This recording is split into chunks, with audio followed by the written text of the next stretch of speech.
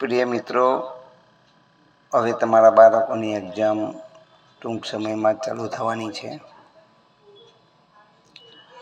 બાળકોને એકાગ્રતા માટે,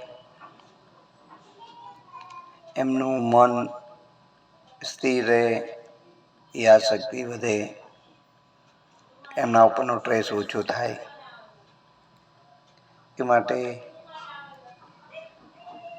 એમની ડેટ પ્રમાણે એમને કયો કલર જીવનમાં મદદ કરે છે એ કલરના જ એમને વસ્તુઓ જોડે રખાવો.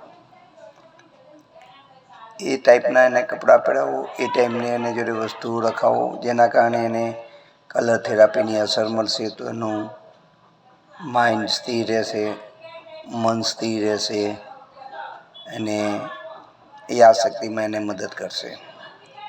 બીજું છે, બાળકનું યોગ્ય દિશામાં એનું મુખ કરાવો. યોગ્ય દિશામાં એને મુખ રાખીને વંચાવો. યોગ્ય દિશાના ખૂણામાં એને બેસાડો. વાંચે ત્યાં એને જે મદદ કરતા હોય તેવા કલરના ગાદી કે ખુરશી ઉપરની વસ્તુઓ, ટેબલ ઉપરની વસ્તુઓ મુકાવો. બાળકને પલંગમાં, બેડમાં, સોફામાં બેસાડીને વાંચવા ન દો. એને સ્પેશિયલ ટેબલ ઉપર કે વ્યવસ્થિત જગ્યાએ વંચાવો.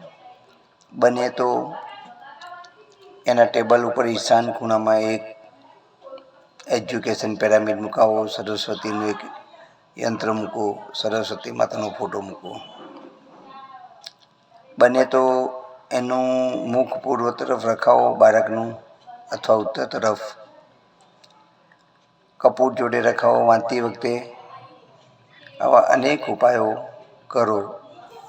તમારા બાળકને જો યાદશક્તિ ન રહેતી હોય, કંઈ તકલીફ જેવું લાગતું હોય તો અવશ્ય મારો કોન્ટેક્ટ કરો.